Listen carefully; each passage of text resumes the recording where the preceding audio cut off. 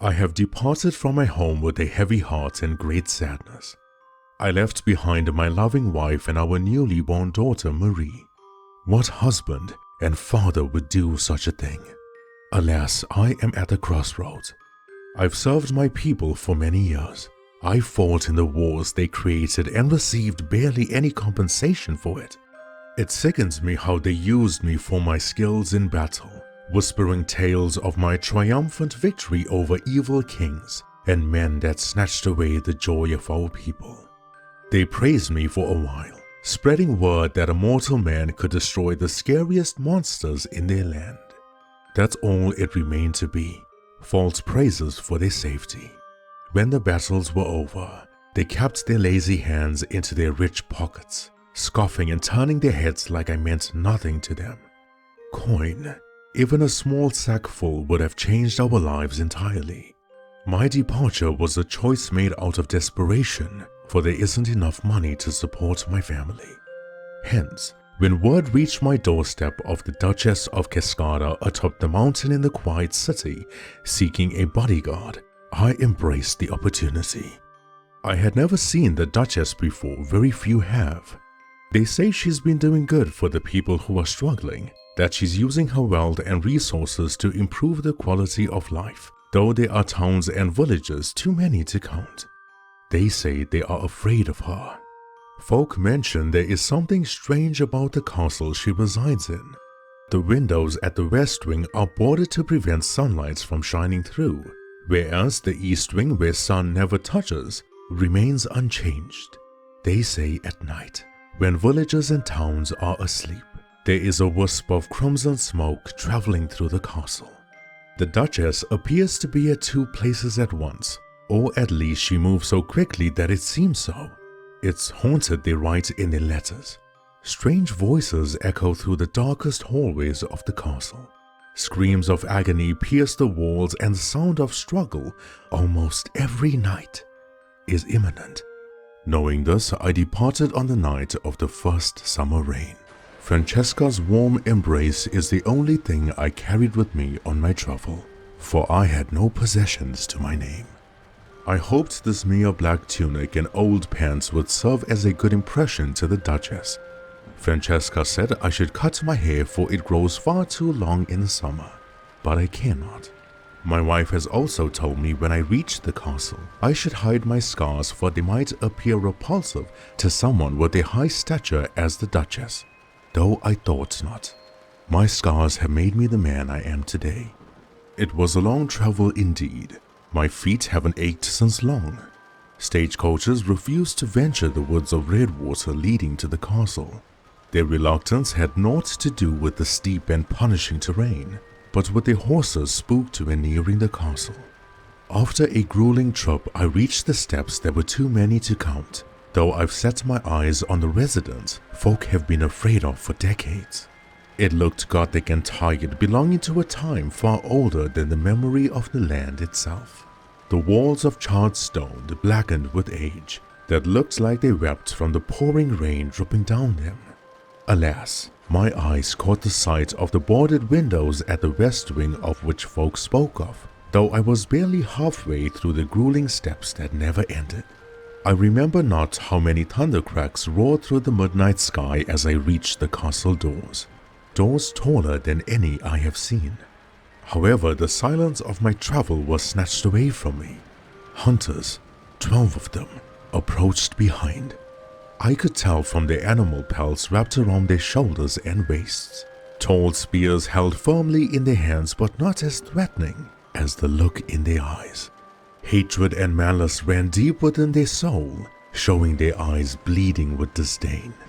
They conversed among themselves, deciding which one of them would slit the throat of the Duchess. My ears could not believe it. Why would ordinary men want to kill the woman trying to better the land they walk on? They turned towards my direction, sizing me up. They did not have to say it. I knew they saw me as a peasant, a man beneath them, someone they were used to stepping on to get ahead in life. But my composure remained within my control, at least for a fleeting moment. Perhaps I had been too hasty in answering their rude questions of my presence at the castle doors. Employment, they scoffed angrily, pointing their weapons at me. Why do they do that? Why do hunters believe they can take on anyone in this land with a mere spear and a few concealed daggers, of which I could have spotted if my sight had failed me? They should not have charged at me. Oh, if only I could travel back in time to defend myself with words rather than my hands. Perhaps I could have defused the encounter. They remained at the castle doors with their broken and splintered weapons, fractured orbital bones, dislocated limbs, and broken necks. My elbows and fists have suffered bruises which never angered me as much as my black tunic covered in their blood. Beyond my encounter, the castle doors opened by themselves. As I sit here writing this, I still know not how. There was no lever, switch, or button. 2 staircases on either side traveled towards a galleried balcony. The railings glistened from the warm candlelight, though in few, spread throughout the castle. The duchess stood at the top. She placed her arms on the railing, her left forearm parallel and resting, while her right palm cuffed the side of her chin and jaw. She looked at me as if I was the most intriguing thing she'd seen in years. Her hair long and red, but her attire was simple. A green dress beneath a black robe that folk would find at the local village markets. She donned no jewelry, not even a pair of earrings or a bracelet. Yet the look in her eyes carried more value than any gold or silver sold by merchants. An enchanting gaze that never seduced me, but captivated my attention. Her features sharp and elegant with porcelain skin that she wore like clothing. Forgive me for the way I present myself. Pardon me for the mess I've made outside the castle and the noise I've caused, were sentences that never left my fumbling, embarrassed mind. The castle had an eerie coldness to it that froze my thoughts. "What is your name, brave stranger?" she asked me. Her voice traveled down the stairways and crawled to my eardrums. "Vlad Tepesh, your grace, warrior of the north," said I as I bowed my head in respect. She repeated my name back to me with a smile that could warm the coldest heart. "Rosenthal," she said. "Cecilia Rosenthal is my name. You seek employment, do you not?" She asks me from the balcony no more, rather behind me. My eyes never saw her move, merely spotted a wisp of crimson smoke. My instincts never felt her presence. "Yes," I muttered. I felt a sharp object caress the side of my face, but I dared not budge. Her fingernails were longer than any I've seen. She said to me, "Tell me, Vlad Tepesh, why would you take on such a position?" "My wife has blessed me with a beautiful daughter, though she is not well," I say. "I fear she will not see the coming winter. Coin is what I seek, of which you have in abundance, though not of charity, sympathy, or pity. My skills honed through a lifetime of battles shall protect you and this castle.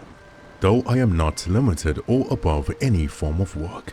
If there is dust I should wipe, I shall. If there is dirt I shall scrub, I will." I felt nervous speaking to her, as if my words would not sound fitting for the duchess. "An honest man is rare to find these days," she told me. "But do you know why others have not beckoned my call?" "No, your grace," I said, refusing to embarrass her from the stories folks spread regarding her. Then an eerie chill traveled down my spine, not from the coldness swallowed by the castle. The duchess moved in front of me, her skin crumpled and pale like the pages I write on, her pupils a luminous crimson and fangs long and sharp. There were dark, purple-like veins pulsating and crawling on her face. Her grace, with her fangs almost touching my neck, whispers to me in a coarse voice, "Do you know what I am? What I am capable of doing? Are you not afraid?" I dared not answer first. I was petrified, but I showed it not. My feet planted to the castle floor, my body still like a statue. I merely moved my eyes to the left, looking at her monstrous face. "No," I said, a singular response that answered all 3 of her questions. Within the blink of an eye, she changed into her beautiful self again, as if I was hallucinating. She giggled warmly and looked deep within my soul. Madame Rosenthal extended her hand in front, ice cold to the touch as I gently met it with my own. "While too recent, I have become very fond of you, Vlad Tepesh," she says. "The room she provided me is bigger than my lodgings back in the village. Tonight will be the first time I sleep on a bed. I have ink and parchment with candles at my bedside table to write to my dear wife. Madame Rosenthal will compensate my efforts with 100 gold coins per month. 5 of those coins would be more than enough for curing the ailment my baby suffers from. 2 gold coins would change my wife's life forever. Madame Rosenthal has granted me 2 days of rest and leisure, Saturday and Sunday per week, to see Francesca and Marie. I know not what the Duchess is, nor her reason for protection, though I have earned my first gold coin tonight. I was requested to deliver the bodies of the hunters I had slain outside the castle to Madame's bedroom. Do not waste any blood, she told me. When I locked the castle doors and traveled through the long hall to my room, my eyes snatched a glimpse of Madame's slightly opened bedroom door. The sharp fangs I saw earlier had returned, as she stayed seated on her bed, sinking them into the necks of the hunters. I shall tire for the night, unaware of what lies ahead of me in this line of work. I fear not, nor am I nervous, knowing the Duchess I serve consumes blood the way I do water. And yet, why do I feel like this is my new home?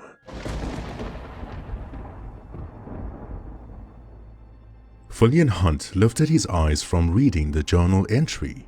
He wore his favorite black t-shirt, comfortable sleep pants, and his hair was messy, not slicked back. His home look. He sat at his table inside his cozy wooden basement. Behind him was a library of books collected through his long life. There was a pink teddy bear kept on one of the shelves, gifted to him by a little girl from his werewolf case in Lullaby Town. In front of him was an arsenal of weapons placed neatly onto the wall, reserved for supernatural creatures of Redwater. Next to him on the table was a cup of animal blood and 2 candles providing a warm, subtle light just enough to read. When returning home from the woods last night after the bizarre meeting with Dracula, he found a parcel wrapped in parchment with a note written and stuck to it on his porch. It said, "My dear Fullion, I know you detest me with every fiber of your being, and I shall explain my actions when time permits me to do so. For now, this is Vlad Tepesh's journal. Read it when time is spare. No matter what, he can never know I took it. I have to keep him away from that dreadful castle. Perhaps this journal will help you understand the mystery of why I have stuck by his side. Love, Anne Marie." Fullion Hunt scratched the flaky skin on the side of his thumb, an awful habit when stressed. It was true he did hate Marie, though if Dracula's new appearance last night was any indication of something more going on, something stranger, then maybe this journal will help him solve it. The vampire cop pondered for a while, wondering how could a man like that, a loving husband, father, and a respectable warrior, turn into the monster he is today. The entry he just read was titled "The Night I Met the Duchess." He despised Dracula, and he hated the fact that the writing done by the Vampire King had captivated him. He also realized why Dracula took a fondness to Anne Marie, for she reminded him of his biological daughter. The next journal entry was titled "Ancient Vampires." Fullion barely read the first sentence. "'Tis had been a few weeks since I've..." And there was a knock at his door. Fullion Hunt never had visitors, especially when the sun was out. The only person who would stop by would be Captain Moles, as she's done so before. Therefore, without hesitation, Fullion walked up the staircase of his basement, closed the door shut, and pushed the massive wooden cabinet in front, concealing the entrance. "Come in, Captain," he said, while tidying up the living room. But Captain Moles never entered. Fullion spoke again, louder this time, but the knocking continued. The drapes were drawn, the home was dark, and Fullion would dare not peep through the window, for he would burst into flames. He walked towards the door, standing such a way to avoid the rays of sunlight if he opened it.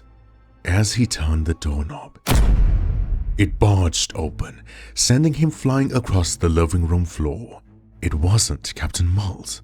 Instead, the vampire hunters, with their long black coats and broomed hats, were at his doorstep. Fillion Hunt never had time to analyze them, only that one of them was a man with long dark brown hair and the other was a woman with blonde hair. The man was awfully tall and the woman had a scar on her neck, visible even from the shadow cast by the broomed hat. However, the course of events to follow would not only catch Fillion by surprise, but also be one of the most gruesome and brutal fights he would ever be a part of. He thought he had the speed and strength advantage, but he was mistaken.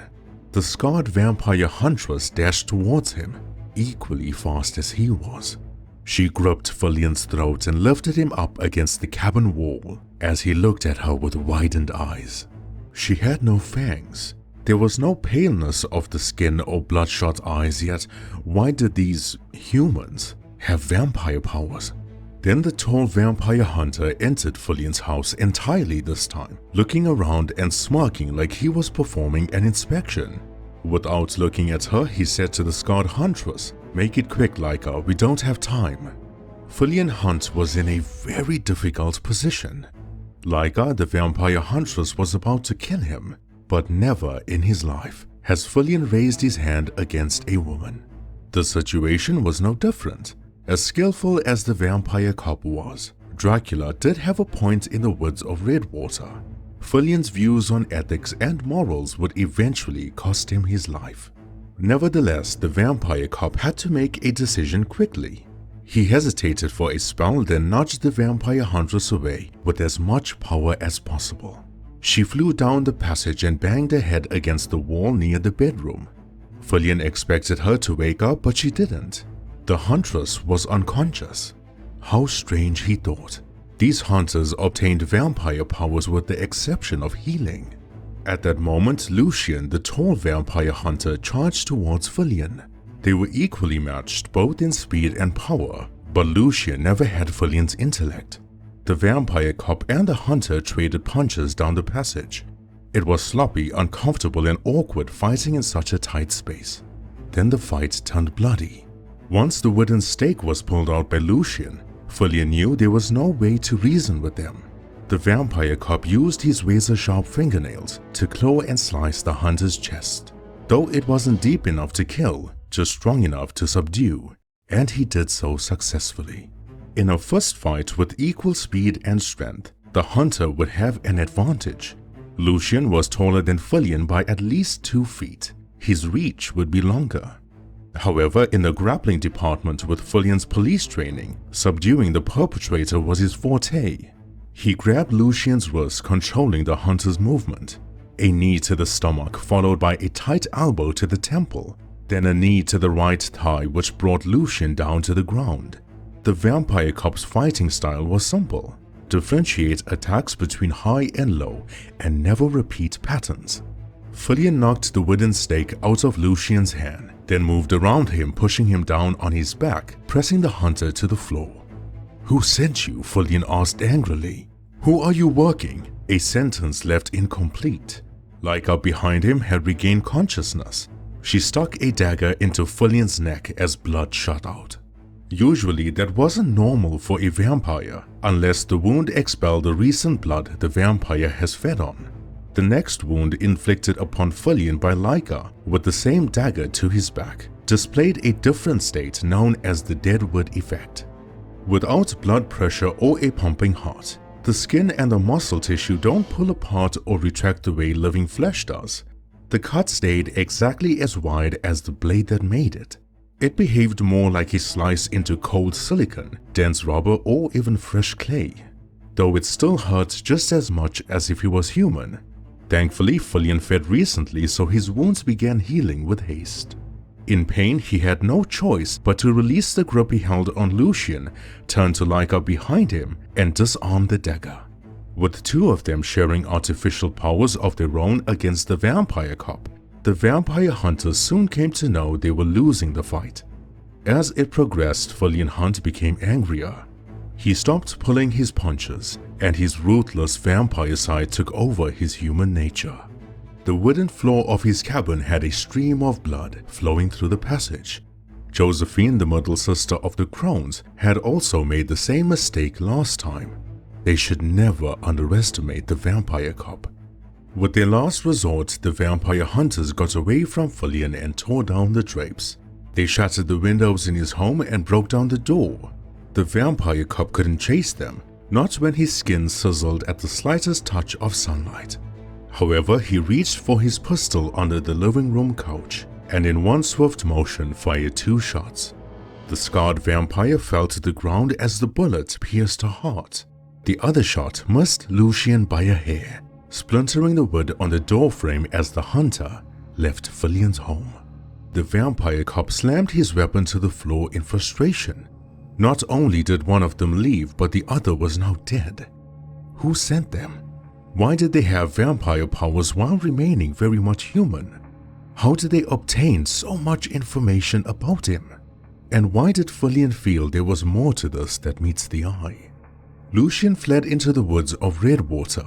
The brightness of day almost blinded him as he removed his long black coat and brimmed hat from the scorching heat.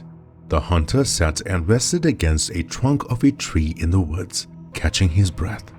However, his wounds were not healing. Whatever these vampire hunters took or were given was temporary. Lucien thought about his sister, now lying on the vampire cop's floor. He thought about how they lied to him regarding Fillion Hunt, saying that he was an easy kill. The hunter wished to close his eyes for a bit and hoped the wounds would not be so severe by the time that he woke up, though he would sorely be mistaken. There was a large shadow cast upon him, a figure blocking the sun. Lucien looked up slowly, only to see Dracula standing in front of him. The vampire king never wore his famous long grey coat that matched his hair. This time he was in his old black tunic and pants with laced boots. He stood with both arms behind his back, slouching forward and leaning in to look down upon the vampire hunter. Lucien in that moment felt like his lucky escape from the vampire cop wasn't lucky at all. He would have rather died in that cabin than to be in this encounter.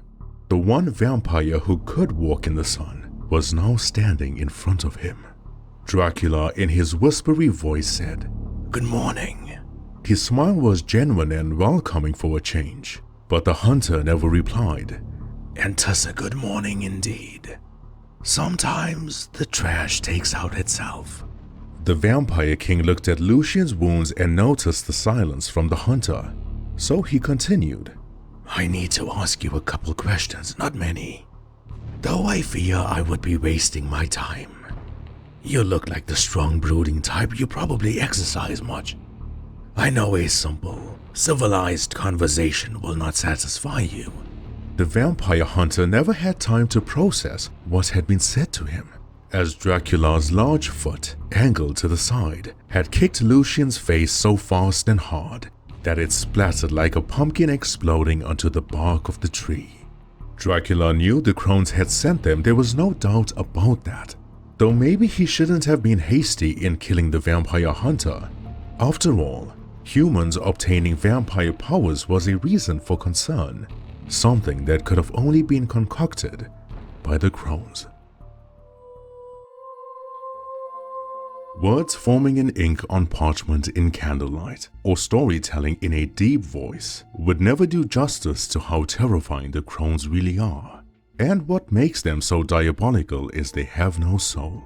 Dracula, the vampire king, isn't someone to be fearful in any circumstance, but the two beings that send chills down his already cold spine is that himself and Isadora, the eldest Crone.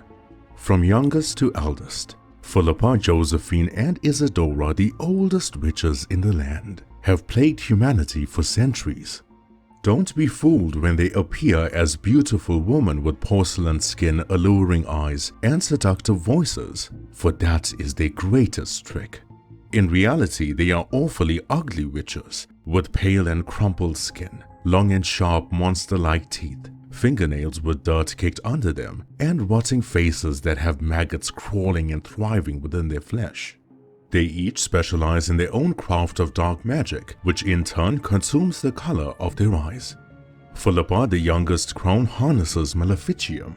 This magic focused on causing physical harm to the world, such as inflicting illnesses, causing the loss of livestock, burning, breaking, and/or dislocating limbs. Philippa would often be mistaken for Red Riding Hood if one stumbled upon her in the woods. She wears a hooded robe-like cloak with eyes redder than the blood she spills. Despite her dark magic physicality, Philippa has never been seen in the human land. No werewolf, vampire, elf, dwarf, or human would ever know she occupies the very land they walk on. Some may be completely unaware they pass her by every day. Josephine, the middle sister, controls necromancy.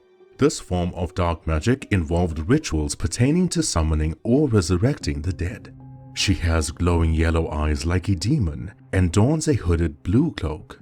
Josephine has been the Crone tormenting and haunting the vampire cop since the very beginning. He and Captain Mills experienced a near-death encounter with her in an old abandoned church building not too long ago, but thankfully they got the better of her that night. Still, Fillion hadn't forgotten about Josephine. After all, she was the witch who killed Captain Langley and almost took the vampire cop's heart. She has also been the Crone responsible for spreading the dark arts in the human land like a plague. Josephine found younger witches to teach and bestow her evil knowledge upon, who had also taken the mantle of being called the Crones. However, they were the B team, which the White Wolf butchered in the woods of Redwater last winter. Then we have Isadora, the eldest sister who had chosen diabolism. This was a darker level of magic inflicted upon the soul, and the most difficult form of dark magic to master.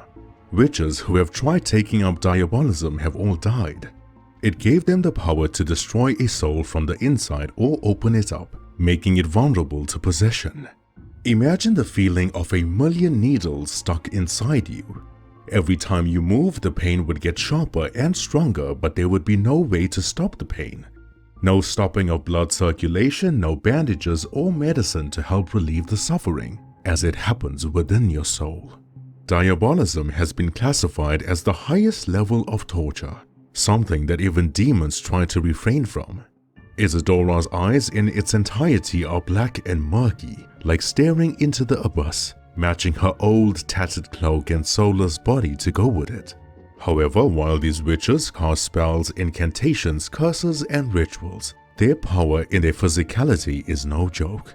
Not many people could be faster than Dracula or stronger than Ragnar Lifson, and yet these Crones have shown just that. They are working with hell, not for them. Their master is someone else. They wish to see the world burn and humanity suffer. Human folk to them have been the greatest disease to touch the land. And the sad part was Isadora, Josephine, and Philippa were not always evil. As teenagers, to save their ma'am, the woman who helped nurture and raise them, a demon had fed on their desperation and vulnerability to give up their souls and obtain the darkest forms of magic. Their souls are still out there, trapped in a wooden chest buried deep beneath the woods of Redwater, though the only ones that know that secret are the monsters in hell.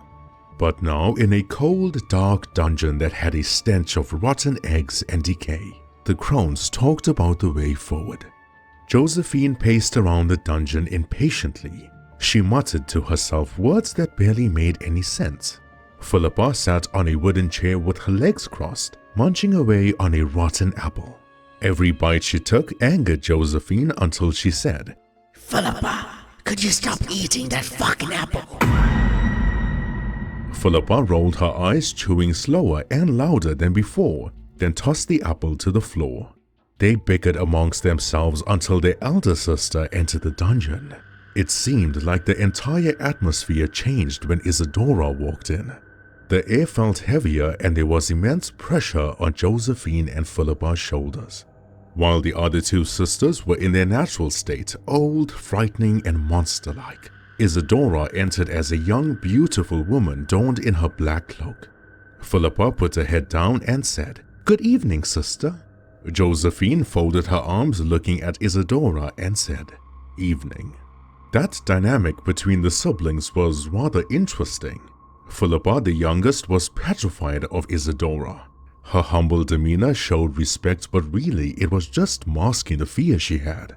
Whereas Josephine's demeanor showed that while she may be afraid of Isadora, she refuses to show it or give her the satisfaction. Isadora pulled a chair and calmly sat down. With her right leg crossing over her left knee, she asks, "Update." Josephine answered. "The Vampire King has betrayed us." Philippa interjected. Now, we don't know that yet. "Yes, we bloody well do. As much as I've doubted those pathetic vampire hunters, they did their job without drawing too much attention to themselves or us. And Dracula goes and frees Fulian Hunt." Philippa interrupted. Maybe the Vampire King is luring Fulian in, catching him off guard. "Philippa, he has left the castle. Those 3 worthless fools working for us told me he never wore the necklace when leaving. Without that cursed object, how are we supposed to locate him? Isadora, you'd be wise to take this seriously. We should kill Vlad Tepesh now. And you will be wise to lower your tone with me, Josie. This is your mess that I have to fix. It humors me when you say kill Vlad Tepesh. Foolish girl, do you not know who that man is?" Josephine had now become arrogant. "Oh, so you're afraid of Dracula?" "No, not at all. But you two should be. Furthermore, both of you, especially Josephine, need to stop underestimating Fulian Hunt. He outsmarted you, Josie. You could have killed him in that old church building, and he got the better of you. You're in no position to be giving me orders." Josephine hung her head in annoyance. She was strong and extremely powerful in her own right, though not enough to stand up to her elder sister. Then Isadora continued. "By the way, when were either of you going to tell me Nasdaq has awakened?" Josephine and Philippa never knew how to respond to that question. Not because they were ashamed of their failure, they had no idea themselves. "Instead of focusing on Vlad Tepesh, why don't you two focus on finding the whereabouts of the vampire elder? Someone who can kill both of you without even breaking a sweat." Philippa nervously nodded her head in agreement. She then asks Isadora, "And if I may, sister, what will you do?" "We shouldn't waste time searching for Vlad Tepesh. He holds a scarier form of intelligence than his strength. Cecilia Rosenthal saw something in that man, and for good reason. Find the vampire elder, and I shall poison his thoughts. If we could take his heart for the ritual, that would be much easier. But Nasdaq, even under mind control, will be too much of a risk for us to take. And we've waited long enough. If I can get him to kill Vlad Tepesh, or hopefully they both take each other out, Fulian Hunt is fair game. And surely that wouldn't be something you two would mess up." There was a long silence afterwards till Isadora shouted across the dungeon, summoning those who waited at the door. 3 creatures, darker than the night itself with large white eyes and sharp teeth, entered the dungeon crawling like animals. They bowed to Isadora's feet, daring not to look at her. She asks them, "Why has Vlad Tepesh left the castle? And don't you dare lie to me." The most frightening thing about the monsters at her feet was not their appearance, rather the unity. Every cough, sneeze, stutter, grunt, or growl, every sentence or hand gesture were all done in unison. They replied, "Forgive us, our queen. We fear the woman at Dracula's side has begun piecing together the secrets of the castle. We know not where his journal or his necklace is, but we shall retrieve it, make no mistake.